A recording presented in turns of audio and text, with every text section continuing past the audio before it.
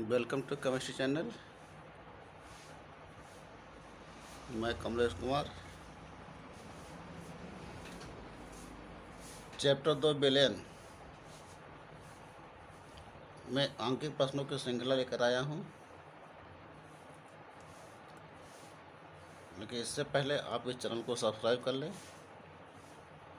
अंकित प्रश्नों की श्रृंखला में पहला क्वेश्चन है, 20 ग्राम शर्करा को 80 ग्राम जल में घोला गया तो शर्करा के द्रव्यमान प्रतिशतता ज्ञात कीजिए। यानी यहाँ पर प्रतिशत मात्रा ज्ञात करना है। इसको इस तरह से हल कर लेंगे।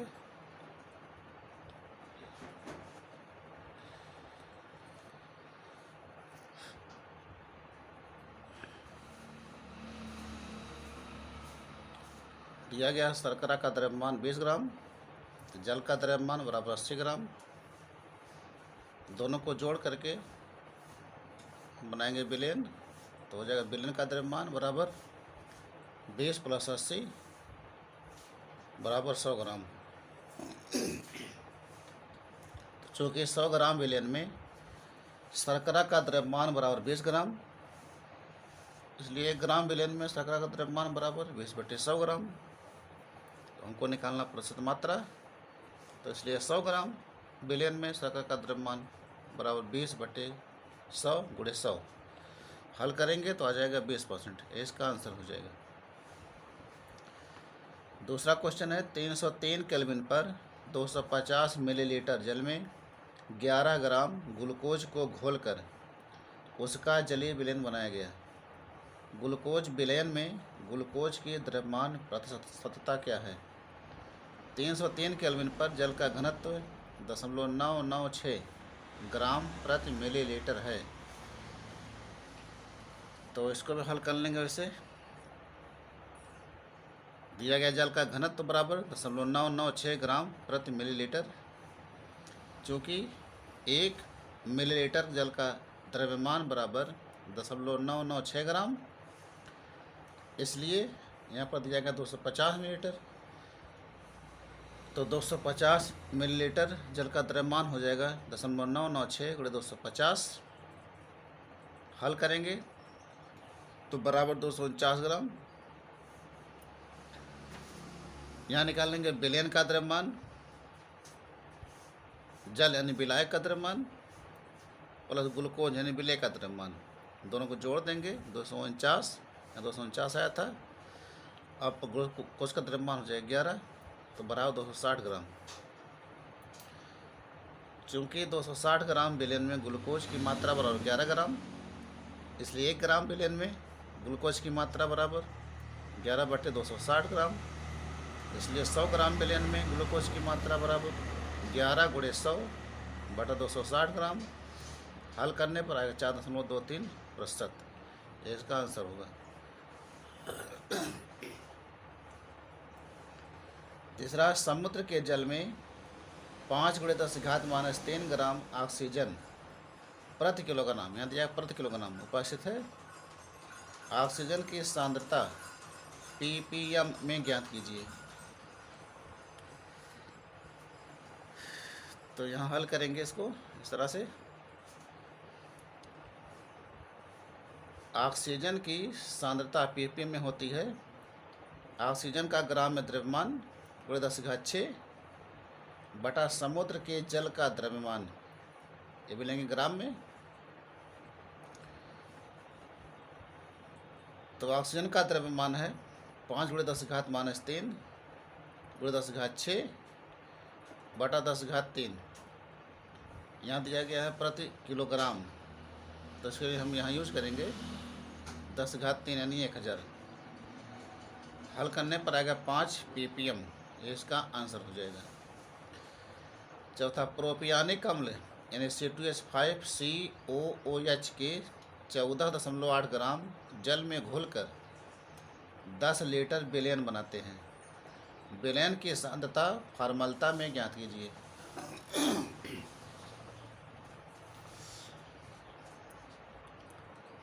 तो यहाँ पर देखेंगे, हम सबसे पहले प्रोपियानिक अम्ल का स्रोत द्रव्यमान ज्ञात करेंगे। फार्मूला है C2H5COOH। तो यहाँ C का परमाणु भार 12 होता है, H का परमाणु भार 1 होता है, C का 12, O का 16, O का 16, H का 1। तो हो जाएगा 12 × 2 plus 1 × 5 plus 12 plus 16 plus 16 plus 1। तो 12 × 24, 5 × 1 = 5, 12, 16, 16, 1 जोड़ने पर आएगा 74। यानी जो प्रोपियानिक अम्ल है उसका सूत्र द्रव्यमान आएगा 74। जैसे अणुभार निकालते हैं वैसे ही सूत्र द्रव्यमान निकाला जाता है। दिया गया है विलयन का आयतन बराबर 10 लीटर। तो C2H5COH का द्रव्यमान बराबर 14.8 ग्राम। सूत्र प्रयोग करेंगे। विलयन की सांद्रता फार्मलता में ये होती है प्रोपियानिक अम्ल का द्रव्यमान बटा प्रोपियानिक अम्ल का शुद्ध द्रव्यमान गुणे लीटर में आयतन। यहाँ पर मान रख के हल करेंगे। 14.8 बटा शुद्ध द्रव्यमान है 74, लीटर में आयतन 10, हल करेंगे तो 0.02 फार्मल यानी फार्मलता, इसका आंसर हो जाएगा।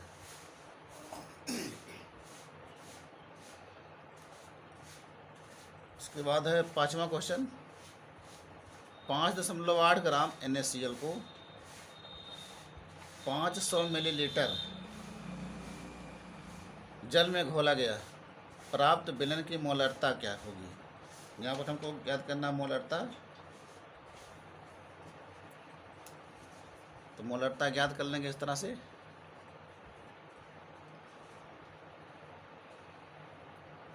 दिया गया NaCl का ग्राम में भार 5.85 ग्राम। NaCl का अणुभार निकालेंगे। Na यानी सोडियम का परमाणु भार 23 और क्लोरीन का परमाणु भार 5.5, जोड़ने पर आएगा 58.5। दिया गया विलयन का आयतन बराबर 500 मिलीलीटर। तो चूँकि NaCl विलयन की मोलरता बराबर होती है ग्राम में भार गुणे 1000 बटा अणुभार गुणे मिलीलीटर में आयतन। मान रखेंगे ग्राम भार है 5.85 गुणे 1000 बटा अणुभार 58.5 और आयतन है 500 मिलीलीटर। हल करने पर आएगा 0.2 यम यानी मोल प्रति लीटर।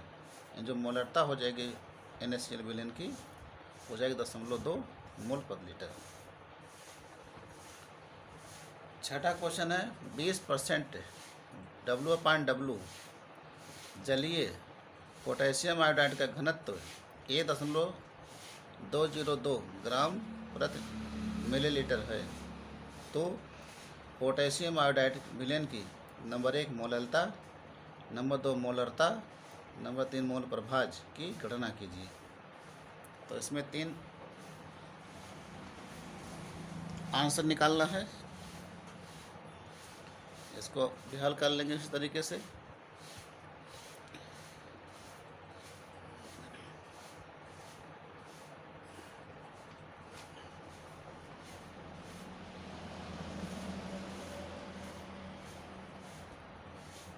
पोटेशियम आयोडाइड जलीय विलयन का घनत्व बराबर दिया गया है 0.202 ग्राम प्रति मिलीलीटर। तो यहाँ पर 20% W/W ये क्या है, यानी इसका अर्थ है कि 100 ग्राम विलयन में पोटेशियम आयोडाइड का द्रव्यमान बराबर 20 ग्राम है। यहाँ पर 20 ग्राम, इसलिए विलयन का आयतन बराबर फार्मूला है द्रव्यमान बटे घनत्व। तो बराबर विलयन का द्रव्यमान यहाँ हो जाएगा विलयन यानी विलयन का द्रव्यमान यहाँ पर 100 ग्राम, तो 100 ग्राम हो जाएगा। अब घनत्व है 0.202 ग्राम प्रति मिलीलीटर। रख देंगे, हल कर लेंगे, भाग करेंगे तो आएगा 83.19 मिलीलीटर, जो कि 83.19 मिलीलीटर विलयन में पोटेशियम आयोडाइड का द्रव्यमान बराबर 20 ग्राम। इसलिए 1 मिलीलीटर विलयन में पोटेशियम आयोडाइड का द्रव्यमान बराबर 20/83.19 ग्राम। इसलिए जो कि आयतन होता है ए लीटर यानी 1000 मिलीलीटर, तो 1000 या मिलीलीटर बिलियन में पोटेशियम आयोडाइड का द्रव्यमान बराबर 20 × 100 20 × 1000 बटा 83.19। हल करने पर आएगा 240.4 ग्राम। अब यहीं से हल करेंगे, जो यहाँ पर आया है ये हो जाएगा पोटेशियम आयोडाइड विलयन की सांद्रता बराबर 240.4 ग्राम प्रति लीटर। तो पहला हमको ज्ञात करना है मोललता।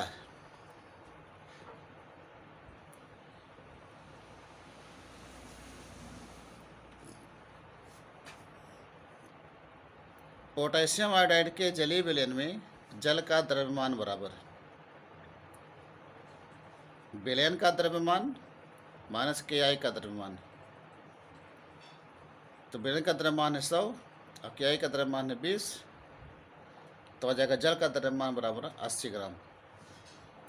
इसको बनाएंगे किलोग्राम में तो 1000 से भाग कर देंगे, क्योंकि 1 किलोग्राम बराबर 1000 ग्राम। तो किलोग्राम में आ जाएगा 0.080 किलोग्राम।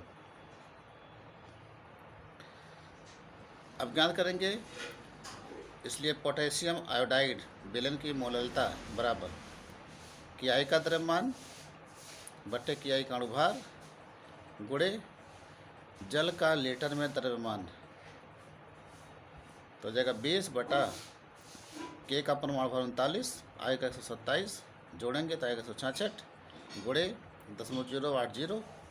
हल करने पर मोललता आ जाएगी 1.506 EM यानी स्मॉल एम यानी मात्रक होता है मोल प्रति किलोग्राम। ये इसका आंसर हो जाएगा पहला, यानी मोललता का आंसर ये हो जाएगा।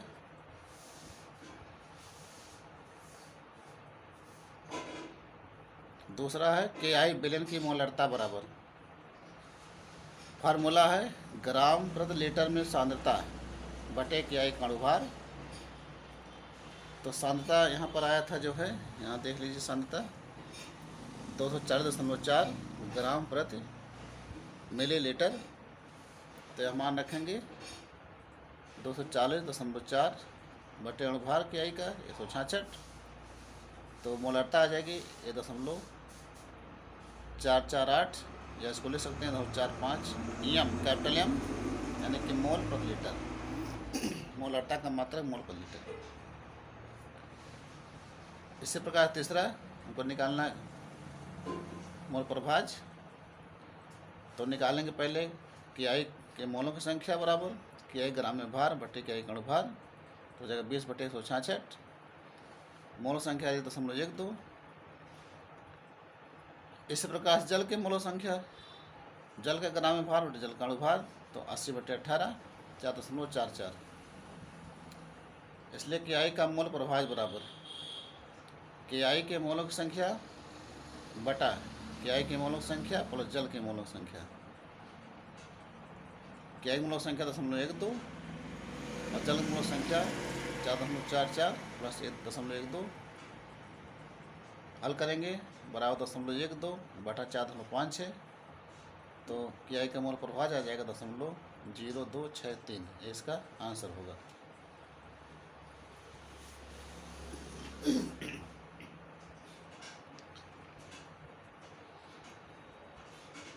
उसके बाद 7वां क्वेश्चन है, एथिलीन ग्लाइकॉल यानी C2H6O2 तथा जल के मोल अंश की गणना कीजिए यदि विलयन में एथिलीन ग्लाइकॉल का 20% द्रव्यमान उपस्थित हो। तो ये 7वां सवाल है। 7वें सवाल को भी हल करेंगे। एथिलीन ग्लाइकॉल के 20% द्रव्यमान का अर्थ है कि क्या अर्थ है कि 100 ग्राम विलयन में, जो प्रतिशत दिया गया है यानी 100 में 20 ग्राम, 100 ग्राम विलयन में एथिलीन ग्लाइकॉल की मात्रा बराबर 20 ग्राम। इसलिए जल की मात्रा बराबर 100 में से 20 घटा देंगे तो आ जाएगा 80 ग्राम। एथिलीन ग्लाइकॉल का अणुभार निकालेंगे तो आएगा 62। एथिलीन ग्लाइकॉल की मोल संख्या निकालेंगे तो बराबर एथिलीन ग्लाइकॉल का ग्राम में भार बटे एथिलीन ग्लाइकॉल का अणुभार। तो ग्राम में भार यहाँ पर यह 20 ग्राम, अब बटा अणुभार है 62, तो मोल संख्या आ जाएगी 0.322। इसी प्रकार से जल की मोल संख्या निकालेंगे तो जल का ग्राम में भार बटे जल का अणुभार तो 80/18 4.44। इसलिए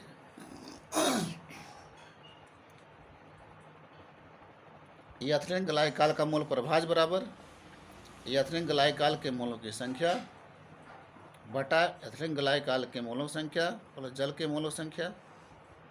यहाँ पर मान रखेंगे, मान रख के हल कर लेंगे इसको तो आएगा 0.0676। यह आ गया एथिलीन ग्लाइकॉल का मोल प्रभाज। तो जल का मोल प्रभाज क्या होगा? एक में से जो एथिलीन ग्लाइकॉल का मोल प्रभाज है उसको घटा देंगे तो जल का मोल प्रभाज आएगा 0.9324। ये इसका आंसर हो जाएगा।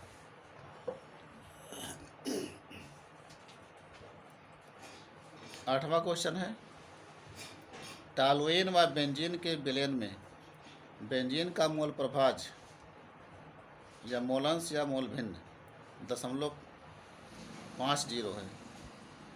विलयन में बेंजीन की द्रव्यमान प्रतिशतता क्या होगी? यहाँ हमको ज्ञात करना है बेंजीन की द्रव्यमान प्रतिशतता। तो इसको हल करेंगे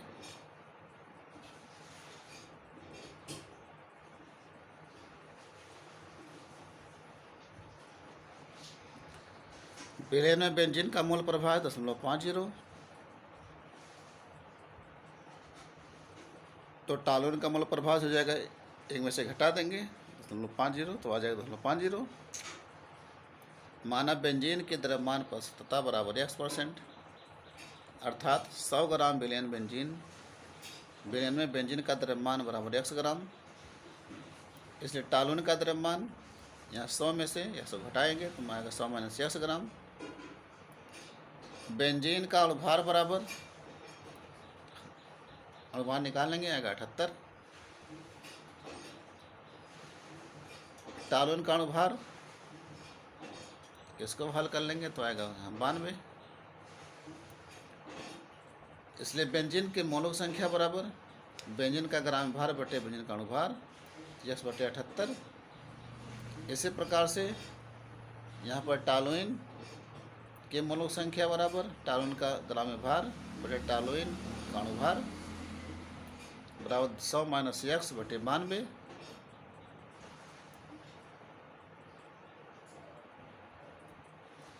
इसलिए बेंजीन का मोल प्रभाज बराबर बेंजीन के मोलों संख्या बटे बेंजीन मोलों संख्या प्लस टॉलुएन की मोलों संख्या। यहाँ मान रखेंगे मोल प्रभाज बेंजीन का 0.50 बराबर बेंजीन मोलों संख्या X/78 बटे X/78 प्लस 100 - X बटा 92। यह टॉलुएन मोलों संख्या।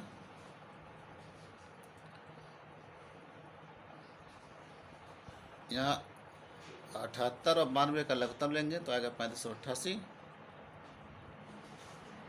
हल कर लेंगे, 78 से भाग करने पर आएगा 46, उनको 46 से गुणा कर देंगे 46X। 92 से भाग करेंगे तो आएगा 39, 39 से 100 - X में गुणा कर देंगे। यहाँ हल करेंगे, ये नीचे फिर इसको ऊपर ले जाएंगे तो हो जाएगा 3588 गुणे X बटे 78। इसको हल कर लेंगे, हल करने के बाद आएगा 46X और नीचे हल करेंगे तो यहाँ आएगा 7X प्लस 3900। फिर यहाँ तिरछा गुणा करेंगे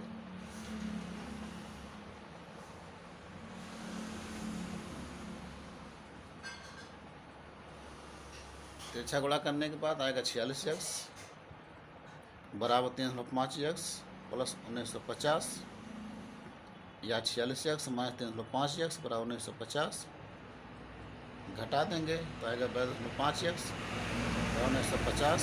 इसलिए x बराबर यहाँ भाग करेंगे तो आ जाएगा 45.88%। इसलिए बेंजीन की द्रव्यमान प्रस्तुतता बराबर आएगा 45.88%। इसका आंसर हो जाएगा।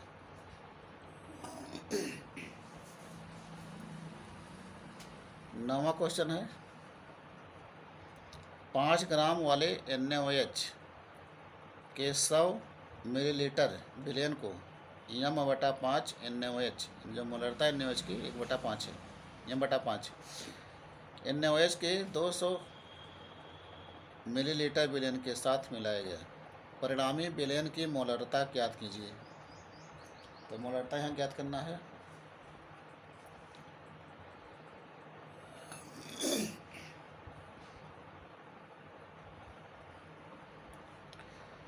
चूँकि 100 ml NaOH विलयन में NaOH की मात्रा बराबर 5 ग्राम, इसलिए 1 ml NaOH विलयन में NaOH की मात्रा बराबर 5/100 ग्राम।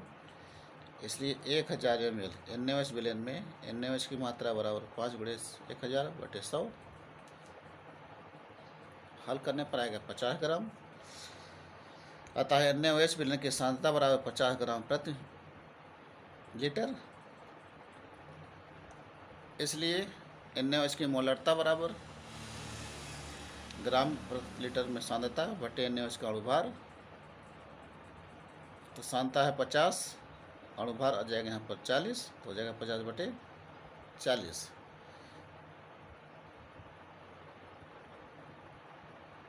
मिश्रित विलयन का कुल आयतन,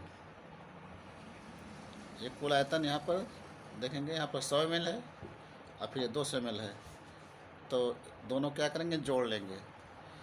जोड़ने पर आ जाएगा कुल आयतन बराबर 300 ml।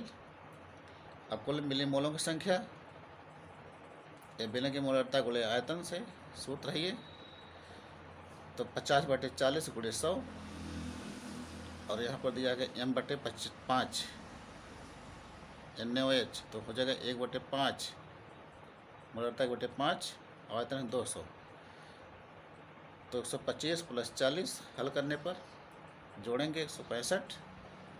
ये कुल मिलीमोल संख्या आ गई। इसलिए परिणामी विलयन की मोलरता बराबर कुल मिलीमोल संख्या बटे कुल आयतन, तो 165/300 तो बराबर 0.55 m। इसका आंसर हो जाएगा। तो परिणामी विलयन की मोलरता है 0.55 m आ जाएगी।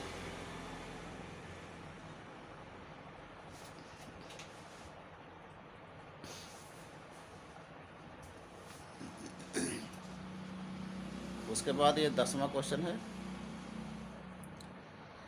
2.5 m जलीय विलयन में विलेय के मोल प्रभाज या मोल अंश की गणना कीजिए। तो ये फार्मूला है, विलेय का मोल प्रभाज बराबर m यानी मोललता बटे 55.56 प्लस मोललता। यहाँ पर जहाँ m मोललता प्रदर्शित करता है और 55.56 यह 1000 ग्राम जल में जल के मोलों की संख्या है, यानी कि 1000 में हम जल के अणुभार 18 से भाग कर देंगे, तो भाग करने पाएगा 55.56। तो वही चीज़ यहाँ पर लिखा गया 55.56। मोललता है 2.5 बटे 55.56 प्लस 2.5, तो हल करने पर आएगा 0.043। जो मोल प्रभाज है विलेय का आ जाएगा 0.043। इसका आंसर हो जाएगा। आशा है ये वीडियो आपको पसंद आया होगा। आपसे एक बार पुनः रिक्वेस्ट है कि इस चैनल को सब्सक्राइब और लाइक अवश्य करें। धन्यवाद।